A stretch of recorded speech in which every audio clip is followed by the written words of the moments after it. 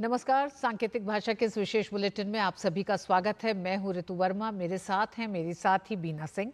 खबरों की शुरुआत करें उससे पहले नजर डालेंगे हेडलाइंस पर। संसद में विपक्षी दलों का मतदाता सूची और लोकसभा सीटों के परिसीमन के मुद्दे पर हंगामा। राज्यसभा में रेलवे संशोधन विधेयक 2024 पेश। रेल मंत्री अश्विनी वैष्णव ने कहा, बिल से रेलवे का होगा विकास।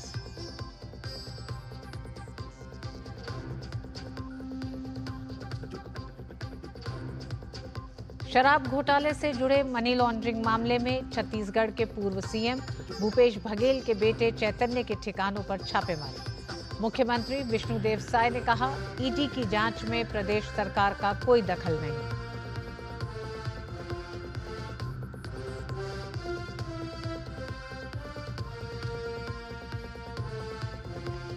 महाराष्ट्र के वित्त मंत्री अजीत पवार ने वित्त वर्ष 2025-26 के लिए पेश किया बजट। 2047 तक मुंबई की अर्थव्यवस्था को 1.5 ट्रिलियन पहुंचाने का लक्ष्य। कहा, आने वाले वर्षों में 15.65 लाख करोड़ निवेश की योजना, जिससे 16 लाख नई नौकरियों का होगा सृजन।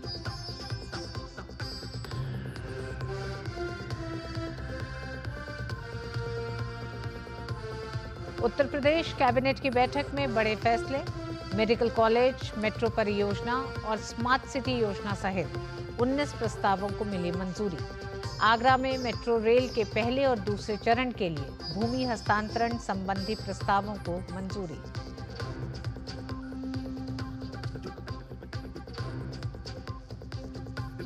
बांग्लादेश में अल्पसंख्यकों और महिलाओं के खिलाफ अत्याचार जारी। ढाका में छात्रों ने महिलाओं के खिलाफ बलात्कार और हिंसा के विरुद्ध किया प्रदर्शन।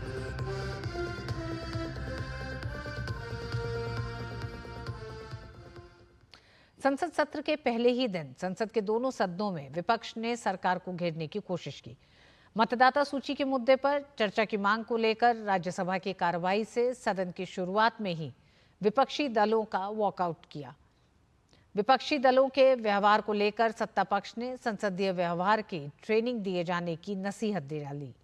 उधर लोकसभा में भी उस मुद्दे को तृणमूल कांग्रेस सांसद स्वागत राय ने उठाया। उसके बाद नेता विपक्ष राहुल गांधी ने सदन में चर्चा कराए जाने की मांग की।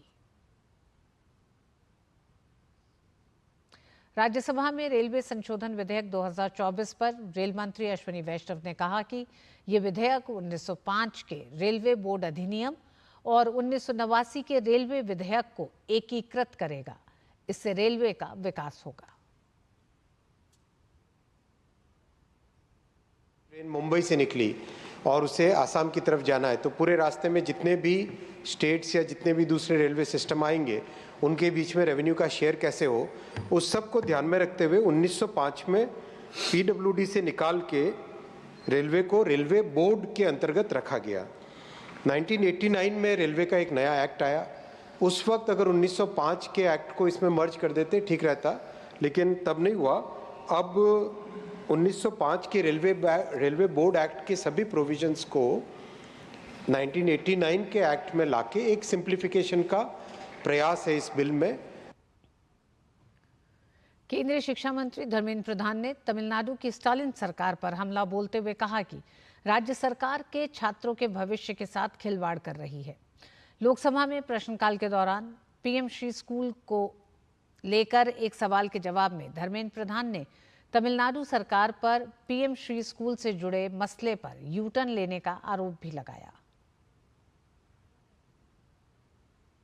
At one point of time, Tamil Nadu government has ready to sign an MOU with Government of India for accepting PM Shri. Few of my members, few of my MP colleagues came to see me. They came to the honorable member who raised the question. She also came to see me with Honorable Education Minister of Tamil Nadu. They agreed, they went back, they have a U-turn. It is their problem. In Tamil Nadu state, Government of India is giving financial allocation to PM portion. They are dishonest, my dear friends, they are dishonest. They are not committed to Tamil Nadu students. They are ruining the future of Tamil Nadu students. Their only job is to raise language passion. They are doing politics. They are doing mischief. This is unfortunate in the federal state. They can't put allegation against government of India. They are misleading nation. They are doing injustice. They are doing injustice to students of Tamil Nadu. They are ruining the future of Tamil Nadu students. Muslim personal law board द्वारा वक्फ bill के विरोध पर भाजपा सांसद जगदम्बिका पाल ने कहा कि सभी से राय ली गई थी। इस बिल का विरोध वही लोग कर रहे हैं जिनके अपने हित प्रभावित हो रहे हैं, जबकि ये बिल गरीब मुस्लिमों के लिए है। इसी मुद्दे पर भाजपा सांसद जगदम्बिका पाल से डीडी न्यूज संवाददाता निशांत राय ने बातचीत की। बीजेपी सांसद जगदम्बिका पाल जी हमारे साथ मौजूद हैं। पाल साहब, अगर बात की जाए वक्फ को लेकर, all India Muslim personal law board अब विरोध कर रहा है, जंतर मंतर पर प्रदर्शन करने की बात कर रहा है। ये कहीं न कहीं इस प्रजातंत्र पे कुठाराघात है। जब इस लोकतंत्र में सरकार ने अगर कोई कानून, वक्फ कानून में अमेंडमेंट करने का एक निश्चय किया, तो सरकार ने सबसे पहले उस अमेंडमेंट के लिए स्पीकर साहब से आग्रह करके कहा कि इसको ज्वाइंट पार्लियामेंट्री कमेटी को रेफर कर दिया जाए, जिसमें सत्ता और प्रतिपक्ष के लोग हों, विचार विमर्श करके एक एग्जॉस्टिव डिस्कशन और डिलिब्रेशंस के बाद स्टेक होल्डर्स के साथ तब ये कानून हम बनाना चाहते हैं। और हमने उसमें स्टेक होल्डर्स में all India Muslim personal law board को भी 4 घंटे सुना, और उनकी या सभी वक्फ बोर्ड या हो, सुन्नी हो, माइनॉरिटी कमीशन हो, सबके बाद हमने इस कानून को अपनी 428 पेज की रिपोर्ट दिया, जिसको सरकार अडॉप्ट कर रही है और जिसको अमेंडमेंट लेकर के कानून लेकर के आएगी। अब ये धमकी दे रहे हैं, इससे कोई कानून नहीं रुकता है। क्या वजह मान रहे हैं कि आप लगातार, कुछ राजनीतिक संगठन हो या इस तरीके के लोग हों, लगातार धमकी दे रहे हैं वक्फ कानून को लेकर? आकर क्या दिक्कत है? मुझे लगता है कि अभी तक वक्फ की प्रॉपर्टी मुतवल्ली या जिस तरह केयर टेकर उसको खुर्द बुर्द करते थे, बेच देते थे। अब जो नया कानून आएगा, अब वक्फ की प्रॉपर्टी का फ़ायदा गरीब मुसलमान को मिलेगा। अब कोई इसे बेच नहीं सकता है, कोई उसका मतलब दुरुपयोग नहीं कर सकता है। तो मुझे लगता है कि जिन लोगों के वेस्टेड इंटरेस्ट पे लग रहा है कि नुकसान होगा, ये पूरे देश में एक अल्पसंख्यकों को गुमराह करने की कोशिश हो रही है। ये पूरे देश में अल्पसंख्यकों को गुमराह करने की कोशिश है जो लोग नए वक्फ बिल का विरोध कर रहे हैं, कहना है बीजेपी सांसद जगदम्बिका पाल का। कैमरा पर्सन एसपी दुबे के साथ Nishant Rai, DD news, Delhi. Terror funding के आरोप में जेल में बंद बारामूला के सांसद इंजीनियर राशिद की अर्जी पटियाला हाउस कोर्ट ने खारिज कर दी है। इंजीनियर राशिद ने संसद के सत्र में शामिल होने के लिए कस्टडी पैरोल की मांग की थी। पटियाला हाउस कोर्ट 19 मार्च को राशिद इंजीनियर की नियमित जमानत की मांग वाली याचिका पर आदेश सुनाएगा। छत्तीसगढ़ के पूर्व मुख्यमंत्री भूपेश बघेल के बेटे चैतन्य बघेल के घर पर प्रवर्तन निदेशालय ने आज सुबह छापेमारी की। केंद्रीय जांच एजेंसी ने राज्य भर में कुल 14 स्थानों पर छापेमारी की, जिसमें चैतन्य बघेल के ठिकाने भी शामिल हैं। ये कार्रवाई कथित आर्थिक अनियमितताओं और धन शोधन से जुड़े मामलों को लेकर की गई। ईडी ने इससे पहले कहा था कि छत्तीसगढ़ शराब घोटाले के कारण राज्य के राजस्व को भारी नुकसान हुआ और अपराध से प्राप्त 2100 करोड़ रुपए से अधिक की राशि शराब सिंडिकेट के लाभार्थियों की जेबों में गई। ईडी ने इस मामले में राज्य सरकार के नौकरशाहों और व्यापारियों सहित कई लोगों को गिरफ्तार किया था। छत्तीसगढ़ के पूर्व मुख्यमंत्री भूपेश बघेल के बेटे चैतन्य बघेल के घर पर ईडी की छापेमारी पर छत्तीसगढ़ के मुख्यमंत्री विष्णुदेव साय ने कहा कि सभी जानते हैं कि कांग्रेस की सरकार में कई घोटाले हुए थे। इसकी जांच केंद्रीय एजेंसी कर रही है। ईडी की जांच चल रही है और इसमें प्रदेश सरकार का कोई दखल नहीं है। कांग्रेस की जो सरकार थी 5 साल की, उसमें तरह तरह के स्कैम हुए, घोटाले हुए, और उसकी जांच सेंट्रल एजेंसियां कर रही हैं। और कई लोग जेल के अंदर भी हैं, कई लोग जेल जाने की तैयारी में भी हैं। तो उसी निमित्त ईडी की जांच हो रही है और इसमें प्रदेश का कोई दखल नहीं है। उत्तर प्रदेश मंत्रिमंडल की सोमवार को हुई बैठक में कई अहम फैसले लिए गए। मंत्रिमंडल के समक्ष कुल 19 प्रस्ताव आए और उन सभी को स्वीकृति प्रदान की गई। केंद्र सरकार द्वारा घोषित न्यूनतम समर्थन मूल्य 2,425 रुपए प्रति क्विंटल की दर से उत्तर प्रदेश में आगामी 17 मार्च से 15 जून तक गेहूं की खरीद की जाएगी। वहीं बलिया जिले में मेडिकल कॉलेज की स्थापना के लिए निःशुल्क जमीन का स्थानांतरण करने के प्रस्ताव को मंजूरी दे दी गई है। जिला कारागार की 14.05 एकड़ जमीन को चिकित्सा शिक्षा विभाग को निःशुल्क हस्तांतरित किया जाएगा। इनमें से 12.39 एकड़ जमीन पर मेडिकल कॉलेज बनेगा और लगभग 2 एकड़ जमीन पर सौंदर्यीकरण करके उस पर स्वतंत्रता संग्राम सेनानी चित्तू पांडे का स्मारक बनाया जाएगा। बुलंदशहर में नर्सिंग कॉलेज की स्थापना के लिए राजकीय कृषि विद्यालय के नाम दर्ज भूमि को चिकित्सा शिक्षा विभाग के पक्ष में निःशुल्क हस्तांतरित किए जाने के प्रस्ताव को अनुमोदन दिया गया है। एक अन्य निर्णय में 10,000 से लेकर 25,000 रुपए मूल्य तक के भौतिक स्टैंप को चलन से बाहर घोषित करने के लिए व्यवस्था निर्धारित करने के उद्देश्य से शासनादेश जारी किए जाने के संबंध में प्रस्ताव को भी मंत्रिमंडल ने अनुमोदित कर दिया है। इसके अलावा आगरा में मेट्रो रेल परियोजना के द्वितीय कॉरिडोर के लिए गृह विभाग की 20,753 वर्ग मीटर जमीन को भी आवास एवं शहरी नियोजन विभाग के पक्ष में निःशुल्क हस्तांतरण किए जाने को मंत्रिमंडल ने मंजूरी दी है। महाराष्ट्र के डिप्टी सीएम और वित्त मंत्री अजीत पवार ने आज महाराष्ट्र विधानसभा में राज्य का बजट पेश किया। बजट पेश करने के दौरान अजीत पवार ने पीएम मोदी का धन्यवाद दिया। अजीत पवार ने कहा कि हम महाराष्ट्र के लोगों की उम्मीदों को पूरा करने की हर कोशिश करेंगे। इस दौरान अजीत पवार ने बताया कि राज्य में जल्द ही 16 लाख लोगों को नौकरियां मिलेंगी। उन्होंने कहा कि महाराष्ट्र 2047 तक पीएम मोदी के विकसित भारत के सपने को पूरा करने में अग्रणी बनेगा। सीएम देवेंद्र फडणवीस के विकसित भारत के दृष्टिकोण को हम साकार करेंगे और प्रदेश इस दिशा में नंबर 1 बनेगा। पंजाब में जारी नशारोधी अभियान में अब तक 1,000 से ज्यादा लोग गिरफ्तार किए जा चुके हैं और इसी तलाशी अभियान में तरनतारन में एक मोस्ट वांटेड ड्रग तस्कर शहनाज सिंह उर्फ शॉन भिंडर को गिरफ्तार किया गया। शॉन भिंडर न सिर्फ अंतर्राष्ट्रीय ड्रग तस्कर है बल्कि वो अपने गिरोह का सरगना भी है। शॉन भिंडर को अमेरिका की FBI भी तलाश रही थी।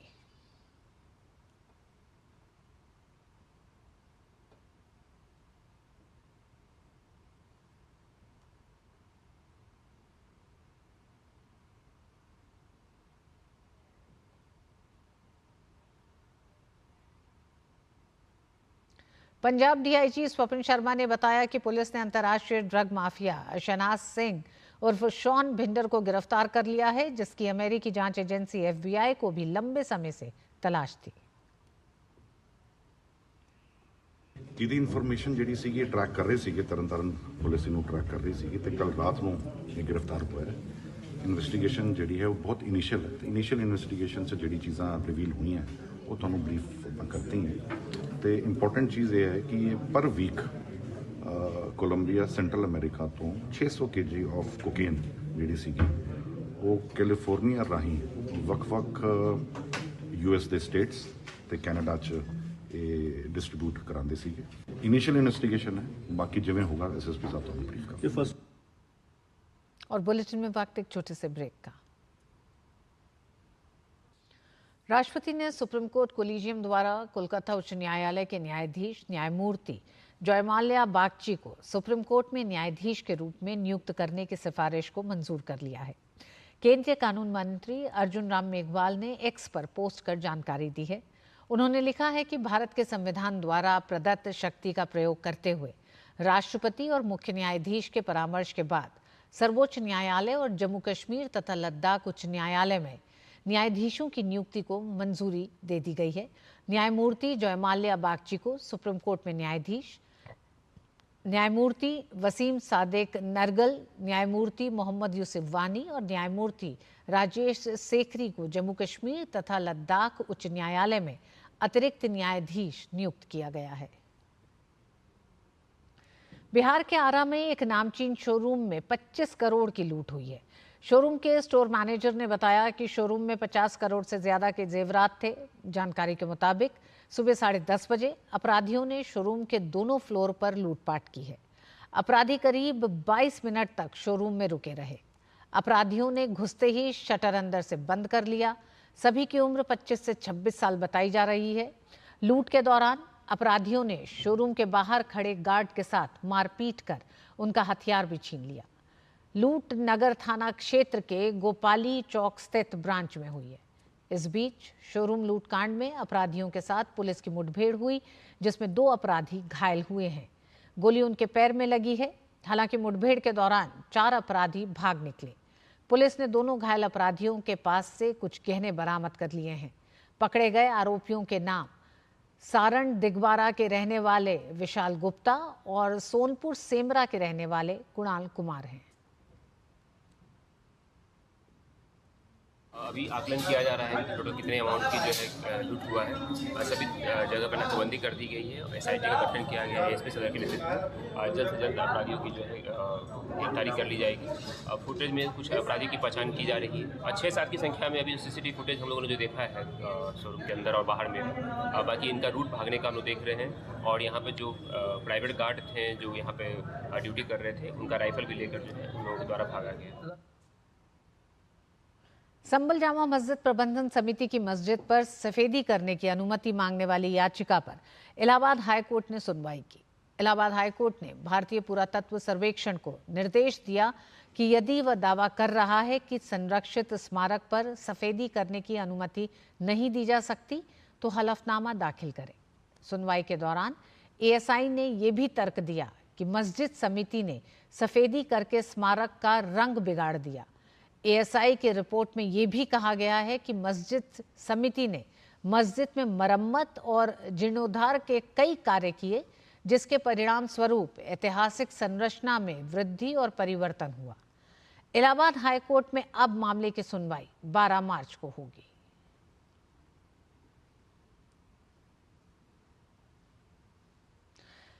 प्रधानमंत्री नरेंद्र मोदी की मॉरिशस यात्रा को लेकर पूरे मॉरिशस में उत्साह का माहौल है। मॉरिशस में संस्कृत की पढ़ाई कर रहे बच्चे और उनके शिक्षक संस्कृत गीत के माध्यम से PM मोदी का स्वागत करने के लिए विशेष तैयारी में जुटे हुए हैं। हमारी संवाददाता जया सिन्हा ने इन बच्चों से खास बातचीत की। संस्कृति की डोर थामे विकास को बढ़ाते हुए हम देख सकते हैं किस तरह से यहाँ पर प्रधानमंत्री मोदी का बेसब्री से इंतजार हो रहा है। ये छोटे छोटे बच्चों ने काफी तैयारी की है प्रधानमंत्री मोदी का स्वागत करने के लिए। किस तरह से तैयारी हो रही है और प्रधानमंत्री मोदी का कैसे वेलकम करने जा रहे हैं? बहुत बड़ा मौका है हमारे लिए और हमारे दोस्तों के लिए, और हमको उनकी वासुदेव कुटुंबकम की बात बहुत अच्छी लगी और प्रेरित लगी और हम उनका मॉरिशस में स्वागत करते हैं। मैं बहुत एक्साइटेड हूँ नारद मोदी जी के मिलने के लिए, क्योंकि वह बेस्ट इंस्पायरेशन है इन द वर्ल्ड। जो मोदी जी का वो संस्कृत जान रहे हैं, बात कर रहे हैं, कुछ कर रहे हैं, तो हाँ इसीलिए हमें वो इंस्पायर करते हैं हमें। हमारे बच्चे जब संस्कृत क्लास 2015 में तो हमारी शुरू भी नहीं हुई थी ठीक से, और आज वो बच्चे बड़े हो गए हैं और आज वो तैयार हैं मोदी जी का स्वागत संस्कृत गीत के माध्यम से करने के लिए। और ये पूरे सिर्फ हमारी कक्षा संस्कृत क्लास की बात नहीं है, पूरे मॉरिशस में ये स्थिति है कि हर कोई चाहता है। हालांकि ये संभव नहीं हो पाएगा कि मॉरिशस के 13 लाख की आबादी मोदी जी से मिल पाए, लेकिन जहाँ जहाँ उनके यात्रा निकलेगी वहाँ वहाँ वो चाहे सड़क पर ही क्यों ना हो, वो सड़क पर पहुंचकर भी उनके दर्शन के लिए लालायित हैं हर कोई। विरासत, एक विश्वास। भारत और मॉरिशस 2 अलग देश है, लेकिन कई ऐसे पहलू हैं जो इन दोनों देशों को जोड़ते हुए नजर आते हैं और यकीनन वही उत्साह और उमंग यहाँ पर साफ तौर पर नजर आ रही है। प्रधानमंत्री नरेंद्र मोदी के आगमन के लिए तो तैयारियां जोर शोर से जारी हैं। कैमरा पर्सन अजीत के साथ Jaya Sinha, DD news, Mauritius. PM Modi के स्वागत के लिए भारतीय संस्कृति केंद्र में भव्य तैयारियां चल रही हैं। यहाँ के छात्र PM मोदी के आगमन को लेकर काफी उत्साहित नजर आ रहे हैं। इस कला केंद्र के छात्र PM मोदी के स्वागत में कथक की शानदार प्रस्तुति देंगे। संस्कृति की गहरी जड़ों से जुड़े हैं दो देश, भारत और मॉरिशस। मॉरिशस में करीब 70% भारतीय मूल के लोग रहते हैं, तभी तो मॉरिशस को मिनी इंडिया कहा जाता है। ये लोग भारत और मॉरिशस को गहरे सांस्कृतिक और भावनात्मक बंधन से बांधते हैं। समान भाषा, समान रीति रिवाज, समान त्योहार, और कह सकते हैं कि इस वक्त प्रधानमंत्री नरेंद्र मोदी की जो मॉरिशस यात्रा है उसको लेकर बहुत ज्यादा एक्साइटमेंट है। प्रधानमंत्री यहाँ पर कम्युनिटी इवेंट में भारतीय मूल के लोगों से मिलेंगे और उसको लेकर खासी तैयारियां हैं। साधना जी, क्या कुछ तैयारी है प्रधानमंत्री के जो कम्युनिटी इवेंट को लेकर? क्या खास कार्यक्रम आपने तैयार किया, उसके बारे में थोड़ा बताइए। We are very excited and happy for the honourable prime minister of India visit in Mauritius, and I am performing along with my students a welcome dance and also a folk dance performance. Bharat और Mauritius का बहुत ही special रिश्ता रहा है, because Mauritius is like a little India. Here all we celebrate Diwali, Holi, every culture from India, and it's a very special bond. So it's a honor for us and for Mauritian people that he is coming here. मैं बहुत ही excited हूँ. मैं और मेरी जो दोस्त हैं, हम मोदी जी के सामने, प्रधानमंत्री के सामने नृत्य कर रहे हैं. So we are very happy and very much excited. Mauritius को एक छोटा सा भारत ही माना जाता है, और दोनों देशों में उनकी संस्कृति, उनकी जो भाषा है एक समान है. तो अगर मोदी जी यहाँ आएंगे तो मुझे लगता है कि दोनों देशों के बीच में जो रिश्ता है और भी गहरा हो जाएगा. पहली बारी मोदी जी के सामने परफॉर्म करेंगे. So we are very much excited. काफ़ी दिनों से हमारा रिहर्सल चालू है, सभी लोग बहुत कड़ी मेहनत कर रहे हैं. सो उनके आने की प्रतीक्षा कर रहे हैं, और जैसे ही वो आए हम लोग उनको ही देख के उन पे ही फोकस रहेगा हमारा. But will try to dance, मतलब उनके ही सामने हम लोग अच्छे से परफॉर्म करेंगे. राष्ट्रपति द्रौपदी मुर्मू ने आज हिसार में ब्रह्म कुमारी के स्वर्ण जयंती समारोह को संबोधित किया. कार्यक्रम में उन्होंने कहा कि ब्रह्म कुमारी ने हमेशा लोगों के समग्र स्वास्थ्य और देश के समग्र विकास के लिए योगदान दिया है. मुझे उम्मीद है इसी तरह ब्रह्म कुमारी समाज निर्माण में अपना योगदान देता रहेगा. आध्यात्मिक चेतना को हमेशा जगाए रखने वाला व्यक्ति मानसिक और शारीरिक स्वास्थ्य तथा आंतरिक शांति का अनुभव करता है. आध्यात्मिकता की धारा सहज ही पूरी मानवता को आकर्षित करती है. आध्यात्मिकता की शक्ति के बल पर आज ब्रह्मा कुमारी केंद्र विश्व में फैला है. सामाजिक एवं आर्थिक और आध्यात्मिक शिक्षा प्रदान कर रहे हैं. मैं आशा करती हूँ कि ब्रह्मा कुमारी परिवार आध्यात्म के बल पर लोगों के होलिस्टिक हेल्थ तथा देश के समग्र विकास में अपना योगदान देता रहेंगे. बांग्लादेश में महिलाओं, अल्पसंख्यकों के खिलाफ अत्याचार का दौर थमने का नाम नहीं ले रहा. ढाका समेत कई जगहों पर जुल्मों के खिलाफ ढाका में छात्रों ने विरोध प्रदर्शन किया. इस विरोध प्रदर्शन में कई छात्र संगठनों ने हिस्सा लिया.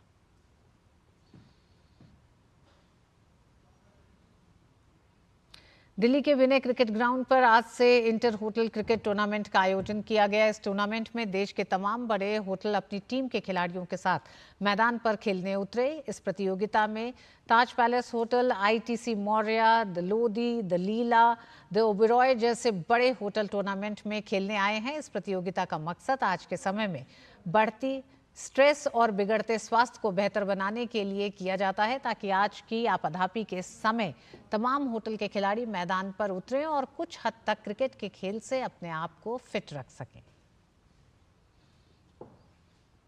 We all know each other because we've been in the same industry for many years together. So it's a good team building activity, it's a good recreation activity, it's good rejuvenation where all hoteliers come together, they play a friendly match against each other. And of course the best team wins, but it's a great excitement for everybody. Game जो है stress buster होता है, जो सभी बोलते हैं. सो आज हम क्रिकेट का टूर्नामेंट शुरू कर रहे हैं. ये इंटर होटल क्रिकेट लीग है जिसमें सारे होटल्स पार्टिसिपेट कर रहे हैं. And going to be a great experience, और स्ट्रेस दूर रहेगा और बहुत अच्छा गेम होने वाला है. It's a great time for all of us to come out and play the game. और ये इंटर होटल में ऑफ द फील्ड तो हम पूरी हॉस्पिटैलिटी के साथ खेलते हैं, लेकिन ऑन द फील्ड बड़ी हॉस्टिलिटी के साथ खेलते हैं. तो बड़ा टफ गेम होता है. But idea is that all the teams come together, people get to know each other over a game of cricket. It's team building and team bonding more than anything else. और इस bulletin में बस इतना ही। मुझे और बीना को दीजिए अनुमति। नमस्कार।